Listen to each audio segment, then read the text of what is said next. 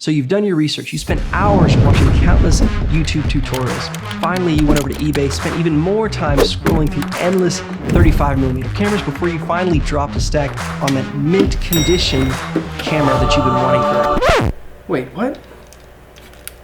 Where's the rest of it? Then after scrolling through eBay even longer, looking at overpriced expired film, you finally switched over to Amazon. 2 days later, you had a nice roll of crispy Portra 400 after spending some time with friends.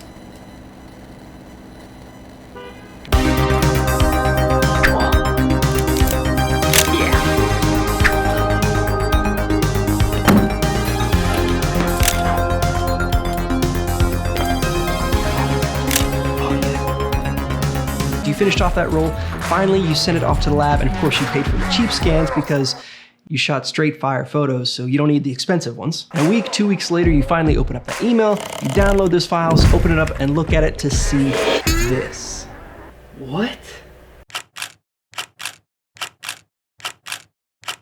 So welcome back. If you're new to the channel, make sure you hit that subscribe button, like this video if you find it useful, and make sure you hit notification bell. Here we talk about mainly photo, video, film specifically type stuff, but then also travel and kind of just whatever I feel like talking about. So let's jump into our 5 easy tips to quickly improve your film photography. Tip number 1 is use an external light meter. Now I know you bought that mint condition camera, so you don't have to worry about the meter settings at all, but these cameras are old. They usually have issues even if they are working condition or in good shape. And if you buy an older camera that they no longer make batteries for, like the Mercury ones, getting a replacement can sometimes vary your exposure by 1 to even up to 2 stops, depending on the model. In-camera meters can also vary as far as what they're exposing for. A lot of cameras usually have about a 60-40 split between the center of the image and the exterior, and that's how they make up the exposure for that image. But some cameras are more evenly split, and some are generally not accurate or as good when it comes to picking an exposure. If you have something really bright or something really dark that takes over a big chunk of the image, it can really throw that off and kind of ruin what you're trying to do. Now, generally speaking, I do not use a meter, but when I do, and I want to make sure I nail my exposure exactly where I want it, I use this Minolta 3F meter. So this is going to allow me to get the exposure for the exact point that I want to expose for, whether it be highlights, shadows, or midtones. I can even take the high and low exposure on the same meter, and it'll give me an exposure right in the middle to make sure it's exposed properly. Now, there are also apps on your phone that you can use for this as well. Personally, I don't like to rely on them just because I don't feel like they're as accurate, but if you have another option, they are a good alternative. These are going to help you make sure you nail the exposure and make sure your shot comes out looking crisp. Tip number 2, when in doubt, overexpose. So I know I just talked about how to get the proper exposure, but now I'm telling you to overexpose one stop. So let me explain. So with digital photography, it's harder to bring back your highlights if you lose detail. However, film photography is the opposite. It's easier to bring back detail in the highlights than it is in the shadows.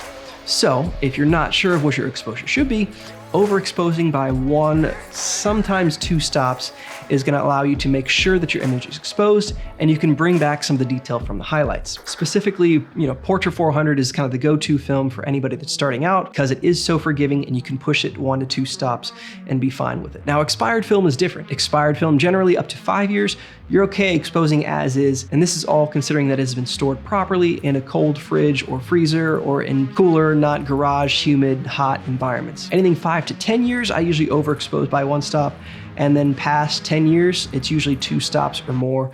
But again, your results are going to vary depending on how the film has been stored, and there's really no way to tell until you shoot it and find out. Those are more or less guidelines. So again, it's better to overexpose by a stop than underexposed by a stop. Tip number 3 is going to be use a variable ND or just an ND filter in general. Currently, as I'm sure you've seen from my last video, I'm using the Freewell variable ND filter system that comes with a mist filter as well. Now, everybody pretty much knows the reasons for using an ND when it comes to video and also photography as well for doing long exposures, things like that. Now with shooting film, once you pick your ISO, you're set. You can't change your ISO. If you're shooting in broad daylight with, the most versatile film out there, which is going to be a Portra 400 type of film, then you're gonna have to really bump up not only your f-stop, but also your shutter speed. And most of these cameras only go up to about 1/500 or 1/1000th shutter speed, unless you're using a much newer model. That being said, you usually end up with your f-stop around f11 or higher, which generally is not exactly what you wanna do. street photography and everything is different. So using an ND or a variable ND is gonna allow you to crank that aperture all the way down, closer to your lower, wide open range, so you can get those creamy, buttery smooth, bokeh shots that everybody wants with their film photos. Tip number 4, shoot at a higher f-stop. So again, I just told you how to shoot at a lower f-stop to get the bokeh, and now I'm gonna tell you to shoot at a higher f-stop, and here's why. So with photo, video, film, whatever, shooting wide open, you have a very narrow depth of field. And with film photography specifically, you don't usually have autofocus. And if you do, it's definitely not reliable. So if you're going to manually focus, trying to nail a shot at 1.2 or 1.4, you don't have a lot of room for error. And especially if you're new starting out, that's gonna be rather difficult. So if you open up your aperture to f2, f3, that's the prime sharpness of most cameras, not just film, but digital as well. So your image is gonna be sharper. And if you go further up to f4, f5, now instead of having that narrow depth of field to get your focus right, you have a much wider distance to nail your focus. So if you're off by an inch or two when your subject's further out, it's not gonna look as much like you're off because you have that wider depth of field. It's gonna be easier for you to nail focus even if you're just slightly off, or at least look like you nailed focus.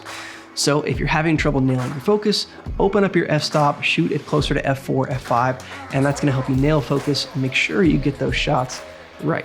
Tip number 5, pay for higher quality scans. I know if you're sending your film off, if you're not developing yourself, you're already paying like 12 bucks to have it developed, scanned, and your negatives sent back to you, all that kind of stuff. It can get expensive, but think about it this way. If you miss on these shots by a stop or so, or if your colors are wonky or anything like that because you're shooting expired film, if you get the low-res JPEG images, you can't really fix that. You can throw it into Lightroom, but as soon as you go just a little bit too far, it's gonna completely ruin it, and it starts to get really pixelated and dirty, and it just doesn't look clean at all. If you pay for those high-res TIFFs, now you have more room to fix any errors that you couldn't in camera. Now, film in general, I don't like to over-edit because that's kind of the look you want with film, is to look less edited and more raw and natural. But if colors are off, or there's things that need to be changed, or something looks weird in the background, it's nice to have those higher res files that you can go back, change, make adjustments to make sure you get the shot that you intentionally were trying to get. Alternatively, you can DSLR scan them yourself, which is what I do with my mirrorless Fujifilm cameras. Just the term is DSLR scanning, even though I use a mirrorless camera. It's the same concept, it's just a different camera. So don't get upset that I said DSLR scanning when I'm using a mirrorless. So bonus tip, if you're using any camera that has not been fully restored or CLA'd, or has not been stored in perfect conditions, replacing your light seals is the quickest, easiest way to make sure your camera works properly. I'm sweating in here because I still haven't put an AC unit in the garage. So if you don't have good light seals in your camera, it can quickly go bad. If they're completely gone, you're gonna have streaks in every single shot, and sometimes not even be able to see anything in the negatives. Now, some people really like those light leaks throughout their photos, which if that's what you want, fine. Take all the light seals out and see what happens. But if you want a clean photo that looks good and is quality, and you don't have to worry about whether it's gonna expose properly or not, replace the light seals. Even just a little bit too much gone, and it's gonna slowly let light in and slowly put streaks across all your images if you let your camera sit, or just over time walking around. Also, I'm giving away a Freewell variable ND filter system. If you watched the last video, don't miss your chance on getting in on that as well. For now, that's it. I will see you in the next video.